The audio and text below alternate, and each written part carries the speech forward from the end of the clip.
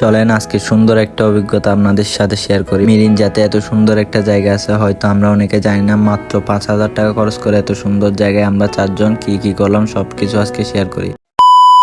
আসসালামু আলাইকুম এভরিওয়ান, আমি রাইডার তানভীর এন্ড আমি যাচ্ছি আজকে মিরিঞ্জা বান্দরবন। আমার সাথে যাচ্ছে আমার 3 বন্ধু। প্রথমে চট্টগ্রাম থেকে একটা বাসে করে আমরা চলে আসলাম চকরিয়া, যার ভাড়া জনপ্রতি 100 টাকা করে নিছে। এরপর আমরা একটা চাঁদের গাড়ি নিয়ে নিলাম, যার জনপ্রতি ভাড়া হচ্ছে 80 টাকা করে। চাঁদের গাড়ি করে আমরা চলে আসলাম 9 মাইল রাবার বাগান, যেটা মিরিঞ্জা ভ্যালির 2 কিলো আর এখান থেকে 30 থেকে 35 মিনিট পাহাড় ট্রেকিং করে আমরা চলে যাব অরণ্যধারা ভ্যালিতে। 9 মাইল রাবার বাগান এসে ওনাদেরকে কল দিলে ওনাদের স্টাফ এসে আপনাদেরকে নিয়ে যাবে ওনাদের কটেজ পর্যন্ত। অনেকক্ষণ পাহাড় ট্রেকিং করে আমরা চলে আসলাম অরণ্যধারা ভ্যালিতে। অরণ্যধারার ফুল ভিউটা আপনারা উপভোগ করুন।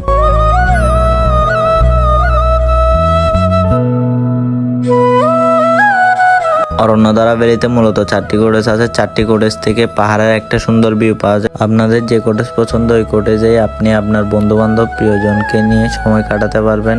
এটা হলো আমাদের কটেজ থেকে পাহাড়ের ভিউ। পাহাড়ের ভিউটা দেখে আসলে আমার অনেক ভালো লাগছে, বিকজ আমি পাহাড় লাভার। পাহাড়ের ভিউ উপভোগ করতে করতে আমরা আমাদের দুপুরের খাবারটা শেষ করে নিলাম। আমাদের দুপুরের খাবারের মধ্যে ছিল ভাত, ডিম, আলু ভর্তা এবং মুরগি মাংস।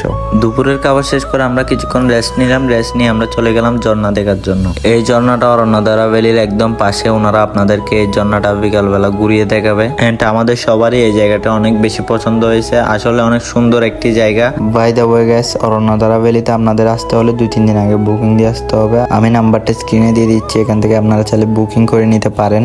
ঝর্ণা থেকে ঘুরে এসে একটা ঘুম দিলাম। ঘুম থেকে উঠে দেখি আমাদের বারবিকিউ রেডি হচ্ছে। এদিকে আমাদের প্যাকেজে ছিল একদিন থাকা, দুপুরের খাবার, রাতে বারবিকিউ এবং সকালবেলা ঘুম থেকে ওঠার সাথে সাথে চলে আসলো ডিম খিচুড়ি। এগুলো ছিল আমাদের প্যাকেজের মধ্যে। মাত্র 5,000 টাকা খরচে আমরা 4 বন্ধু অরণ্যধারা ভ্যালিতে সুন্দর একটা দিন কাটালাম। থাকা খাওয়া সব মিলিয়ে আসলে অভিজ্ঞতাটা অনেক সুন্দর ছিল আমাদের। সো দ্যাটস ইট গাইস, সবাই ভালো থাকবেন, সুস্থ থাকবেন, আল্লাহ হাফেজ।